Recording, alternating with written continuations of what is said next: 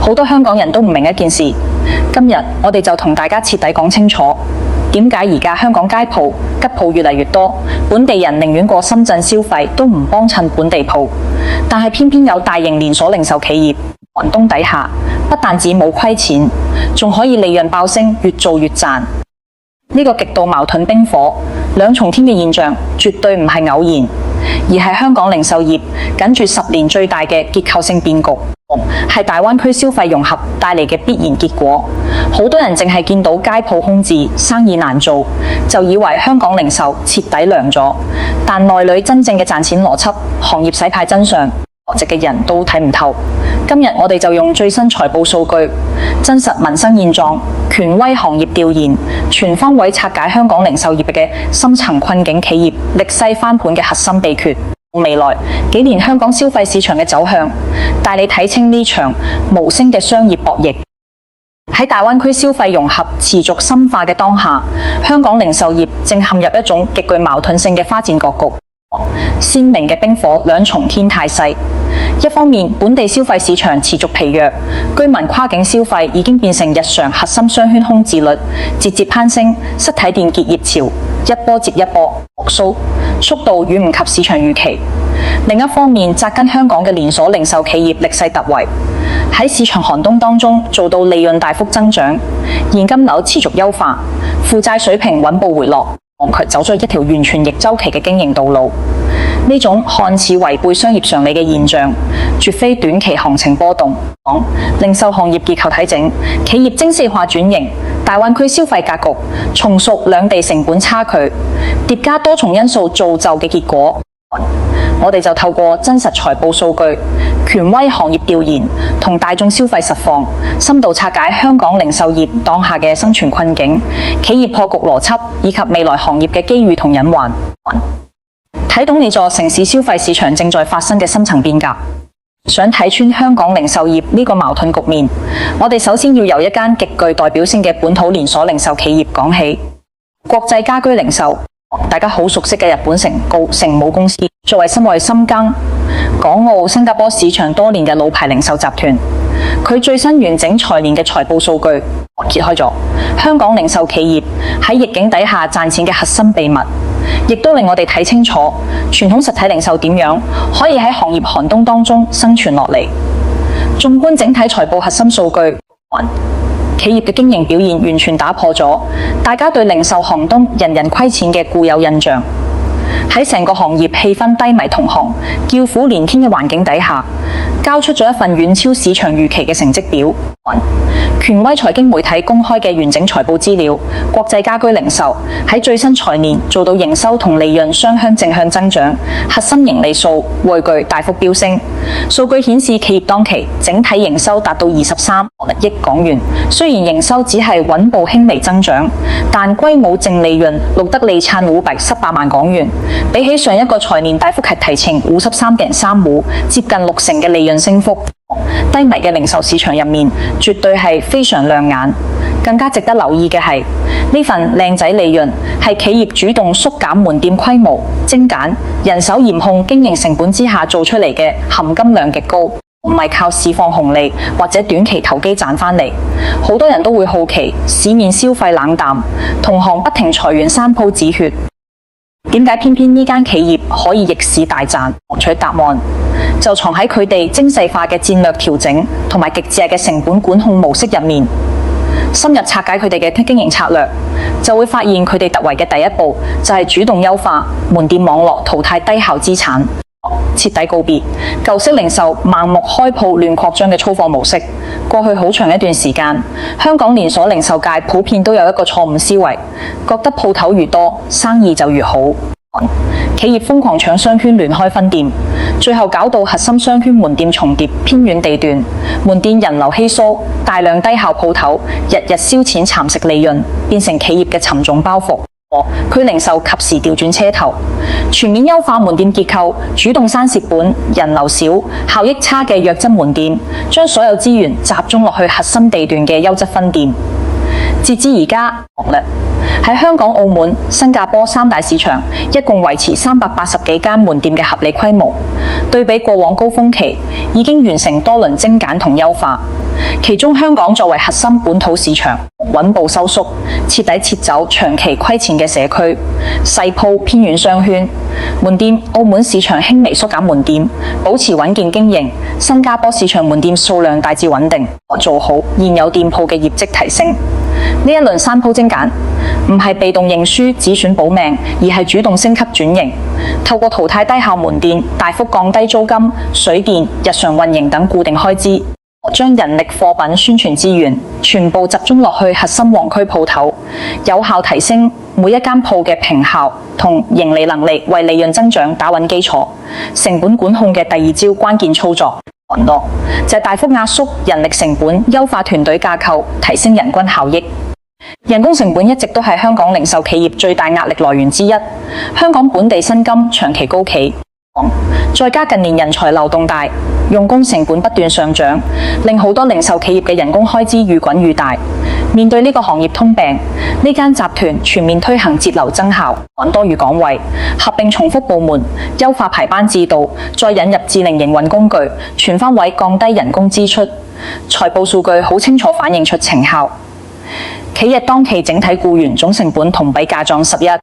足足慳返超過3.6億港元，大幅減食成本之餘，公司整體運作效率不但冇下跌，反而透過優化人手提升崗位質素，令每個人嘅產值持續上升。最緊要嘅係大規模節流減資之下，企業嘅賺錢能力完全冇走樣，整體毛利率保持高位穩定。當期集團綜合毛利率維持是喺45.8%，屬於行業頂尖水平，只係較上一財年微跌分點，幾乎可以忽略。呢個數據非常有說服力，證明佢哋嘅減成本唔係簡單裁員、縮服務、減質素，而係靠管理升級架構優化做到嘅良性節流，冇犧牲產品質素同顧客體驗。呢種可持續嘅經營方式，先至係佢哋長期穩賺嘅核心關鍵。除咗節流省錢，佢哋利潤能夠持續增長升級，產品結構大力發展自家品牌，築起更高嘅利潤壁壘。舊式家居零售大部分都係靠入貨、賣貨賺中間差價，利潤空間完全被上游供應商壓住，議價能力好弱。突破行業利潤瓶頸，集團全力升級產品體系，一方面組建專業環球採購團隊，走遍世界各地搜羅高性價比貨品，優化供應鏈，壓低進貨成本。大力發展 OEM， 自家品牌打造專屬產品，陣容慢慢擺脫對外嚟品牌嘅依賴，自家品牌唔使俾品牌授權費，中間環節少，成本更低，仲有獨特差異化優勢，同帶嚟更高利潤。與此同時，公司持續升級品牌形象，優化門店陳列同消費場景，為顧客提供更高性價比嘅選擇。系列產品大同小異嘅家居零售賽道入面，建立起獨一無二嘅優勢。一連串精準嘅戰略調整，令企業嘅財務健康度大幅提升，抗風險能力直接升級。財報顯示，當期現金同現金等價物達到3.37億港元，同比大增18.7跌，充裕嘅現金流足夠支撐日後開店擴張、產品更新市場佈局。與此同時，資產負債率持續向好，同比價裝2.5個百分點，處於行業極低水平，財務結構非常穩健，徹底擺脫舊式零售企業高負債、高風險、現金流緊錯嘅通病。行業都捱緊寒冬，大部分企業現金流受壓嘅大環境底下，呢種財務表現足以證明佢哋嘅經營策略非常成功。再睇返各個地區市場嘅表現，三大經營市場出現明顯分化，亦都側面講清楚香港零售業困境嘅根源。作為核心市場嘅香港，營收輕輕回落，充分反映本地消費疲弱嘅影響。澳門市場靠穩定人流同消費氣氛，做到營收穩步增長。當期營收5,197萬港元，同比輕微上升，成為企業最穩陣嘅盈利基本盤。新加坡市場當期營收7億港元，雖然有少少回落，但整體仍然保持賺錢，抗跌能力好強。三地市場嘅反差，正好話俾我哋知，而家香港零售唔係全世界一齊差，講本土獨有嘅結構性問題。睇完大企業逆市賺錢嘅底層邏輯，我哋再拉高視角，睇返成個香港零售行業嘅大環境，就會明白呢份逆境盈利有幾咁難得，亦都可以徹底睇通香港零售業嘅真實困境。近幾年，香港本地消費氣氛持續低迷，港人消費意願大減，大量消費需求北上流失。呢個現象被本地財經界密切關注，仲引起國際媒體深度調查同報導，成為大灣區融合時代最矚目嘅經濟現象之一。多項權威數據一齊證實，想消費嘅規模非常誇張，而且已經變成常態化習慣。銀聯國際嘅線下消費統計顯示，香港居民喺大灣區內地城市嘅消費金額同比大幅上升接近30%。呢個增幅喺大灣區9個城市入面排第一，遠遠高過內地人落香港消費嘅增長。香港入境處嘅跨境人流數據更加直觀，單係上半年個主要陸路口按北上內地嘅港人突破里程500萬人次，但同期搭飛機離開香港去海外嘅港人只係得570萬人次，陸路北上人流係飛機出境嘅近8倍。北上消費、人聽共消費已經成為香港人日常生活嘅一部分。香港中文大學最新嘅大灣區消費研究報告進一步拆解咗呢個趨勢嘅細節。超過2/3嘅香港固定消費者會定期北上消費，而且而家北上唔係淨係買嘢掃貨，服務類消費佔差唔多一半，純粹購物零售只佔28%。更加值得留意嘅係，港人消費足跡越嚟越廣。由以前淨係去深圳、廣州，而家擴展到佛山、中山，甚至內陸城市。呢個趨勢講明，呢個唔係一時興起嘅熱潮，而係已經形成永久性嘅跨境生活消費模式。嘅市場調查亦都佐證咗呢一點。私粉百分之購買嘅18至64歲香港適齡消費人口，每個月至少北上大灣區1次，平均每月出行1.3次，過半人會留夜消費。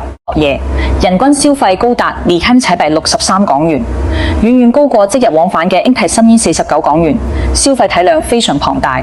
之所以會出現咁大規模、常態化嘅消費外流，核心原因就係內地同香港成本、服務體驗、消費場景3方面差距太大，完全碾壓香港本地市場。首先係硬性成本，香港長期受高租金、高人工、高營運成本3座大山壓制。我哋食肆、零售服務業定價長期偏高，同款產品同級服務，香港售價普遍貴過內地好多，而大灣區內地城市經營成本低好多，可以提供極高性價比嘅嘢，一樣嘅服務，內地價錢往往只係香港60%甚至更低。巨大價差底下，注重實惠嘅普通香港市民，自然寧願北上消費，比價錢差距更致命嘅體驗同消費場景嘅落差，亦都係愈嚟愈多。港人放棄本地消費，轉去內地消費嘅關鍵。媒體曾經深度採訪一班長期北上消費嘅香港市民，明27歲市場從業員嘅經歷好有代表性。佢同伴侶短短幾個月去深圳消費近30次，北上消費已經唔係假日消遣，而係日常習慣。佢分享嘅真實經歷戳中香港服務業嘅痛點。以前喺香港老牌連鎖食肆用餐，發現食物質素不穩、口感有問題，向店鋪反映，只得到敷衍回應。但喺深圳同級食肆，細少少嘅菜品問題，店員都會主動道歉，仲會免費送甜品、酸奶補償，服務貼心，反應迅速。呢種貼心到位嘅服務，正好係香港服務業最欠缺嘅。長久以嚟，物業靠住本地穩定人流，養成咗僵化嘅經營模式，服務意識薄弱，反應慢，缺乏貼心個性化服務。反觀內地服務業競爭激烈，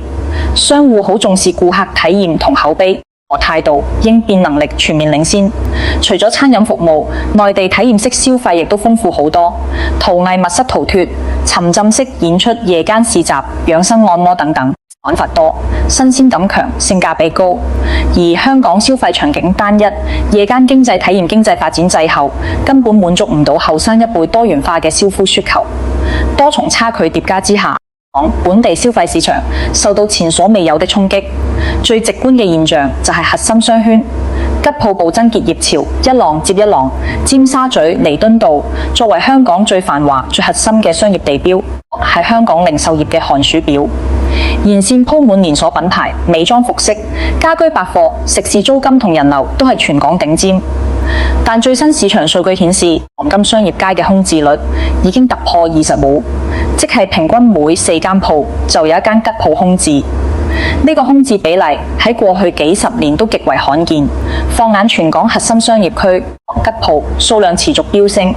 經季節調整之後嘅核心商圈空置鋪頭已經突破10萬間，遠遠高過疫情之前6.5萬間嘅舊高峰，創下近年新高結業。情況同樣嚴峻。顯示單半年時間，香港就有超過300間零售、餐飲實體店結業，當中7成都係經營多年嘅老字號，足以證明消費外流對實體經濟嘅打擊勢鋪蔓延到老字號，成個行業壓值全面升溫。呢度我哋要做一個關鍵辨識，好多人見到吉鋪多消費走，就以為香港零售徹底玩完，冇得復甦。市況其實複雜得多。政府統計處數據顯示，香港零售業總銷貨價值已經連續12個月同比上升。表面睇落行業好似穩步復甦，但呢個復甦數據水分好大，增長完全靠高端奢侈品同遊客消費撐長住，一般民生、零售大眾市井消費持續低迷，行業呈現高端回暖、平民凍水嘅嚴重兩極分化。有連續多月嘅增長數據撐場，而家香港零售整體銷量仍然比疫情前正常水平低接近2成，復甦速度非常緩慢。香港零售業協會負責人曾經公開坦言，行業最黑暗，全線大虧嘅階段已經過咗大規模倒閉，斷崖式下跌嘅風險已經解除。但想全面復甦，翻以前嘅光景，仲有好長一段路要行，根本扭轉唔到消費、外流、平民零售疲軟嘅核心局。問題呢個講法亦都印證咗我哋前面講嘅矛盾格局。行業最壞嘅系統性危機過咗，但結構性困境仍然存在。同質大企業靠精細化經營逆市賺錢，中小鋪頭就繼續捱，繼續結業。面對消費持續北上，本地零售受壓嘅困局，香港商界同專業諮詢機構一直喺度揾出路。淘寶華永道華南市場合夥人提出嘅方案，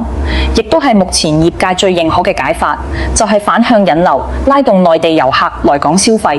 用內地旅客嘅消費增量，港人消費外流嘅存量缺口。呢個思路邏輯好清晰。既然香港成本高，體驗短板多，留唔住本地人，日常消費就唔好再死守靠本地人幫襯嘅舊思維。香港國際化商圈、免稅優勢、高端品牌集中嘅強項，吸引更多內地遊客落香港消費，重塑本地零售嘅人流結構同消費生態。為咗達成呢個目標，亦都向港府提交多項具體建議，主要2大方向：第一，豐富香港夜間經濟，打造多元化夜間消費場景，彌補體驗消費不足嘅短板；第二，深化大灣區融合同交通配套，進一步降低兩地往來嘅時間成本同出行門檻。值得留意嘅係，大灣區基建持續升級，正為香港零售破局、雙向消費流動提供強力支撐。深之間已經有9大海陸空口岸，巴士、高鐵、渡輪全線覆蓋，跨境出行好輕鬆。不止咁，全新21幾小時通關口岸已經規劃興建，可以將原本大約30分鐘嘅通關時間大幅壓縮到只係5分鐘，實現真正無縫跨境往來。通關越嚟越方便，會進一步放大雙向消費效應，會繼續加速港人北上日常消費，令本地平民零售壓力更大。另一方面，亦都方便內地遊客即日來回、夜間落港消費。高端零售、美妝、奢侈品、特色餐飲帶嚟新人流同新商機。基於而家嘅市況，我哋可以推演香港零售業未來3大走勢，同時拆解暗藏嘅機遇同風險。第一，行業兩極分化會愈演愈烈，馬太效應全面顯現。未來香港零售市場會持續強者愈強，弱者愈弱，擁有供應鏈優勢、自家品牌壁壘、精細成本管控嘅大型連鎖企業，優化經營，搶佔市場份額。喺逆境當中穩步賺錢、穩步擴張，而冇核心競爭力，淨係靠人流同地段經營模式粗放嘅中小鋪同老字號。人流不足，利潤微薄，最終極逆離場。中小商戶想生存，必須徹底放棄舊式思維，由靠低端、靠人流，轉變為靠產品、靠服務、靠性價比，完成精細化轉型。其次，大灣區消費融合將徹底重塑香港零售的底層邏輯，本地消費的閉環模式徹底成為過去式。過去香港零售業的核心服務對象是本地居民，消費市場相對獨立封閉。香港零售必然深度融入大灣區一體化消費體系，形成港人北上日常消費、內地遊客赴港高端消費的雙向分工格局。香港將徹底告別大眾平價零售賽道的競爭，往高端奢侈品、美妝護膚、跨境特色及零售、專業服務等高附加值賽道，錯位具備內地嘅性價比競爭優勢。而日常民生消費、平價體驗消費、休閒服務消費等賽道，步向內地大灣區城市轉移，形成兩地互補的消費生態。第三，人才與成本的結構性難題將長期考驗行業發展高人力成本、高租金成本的核心痛點，短期無法徹底解決。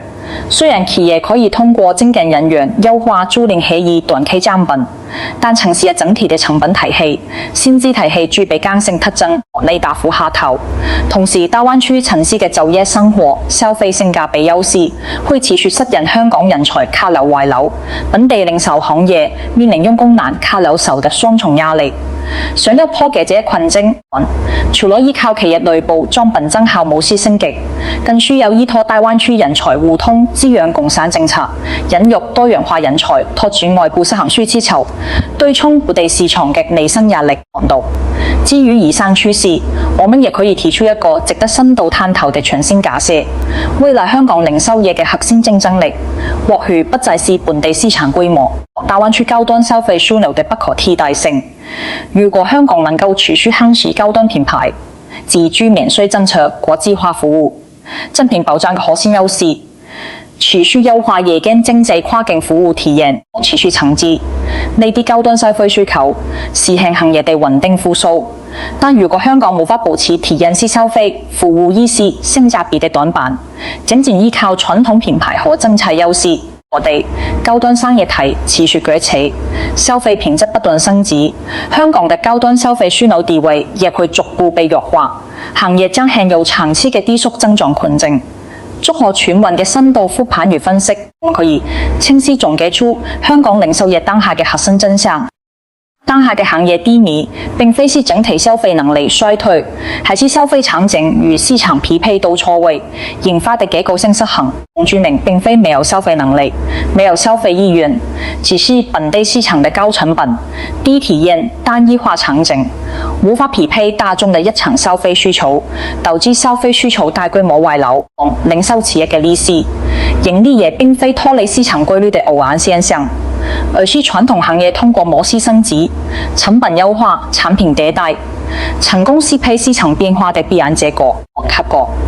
對於普通消費者、創業者、行業從業者而言，看懂這層邏輯至關重要。對於想要入駐香港零售嘅創業者來說，項目布局大眾平價賽道、民生零售賽道已經失去市場空間，聚焦高端細分、跨境特色、小眾精品賽道才是未來趨勢。對於傳統零售從業者來說，公司經營依賴低端渠流嘅時代徹底結束，精細化管控、自有品牌佈局、差異化體驗打造是企業活下去、活得好的唯一路徑。對於普通大眾來說，消費融合帶來嘅雙向便利，既提升了日常消費嘅性價比和體驗感，也讓我們清晰看到區域經濟一體化帶來嘅行業變革。香港零售業嘅呢場雙向博弈，實體零售轉型最真實嘅縮影，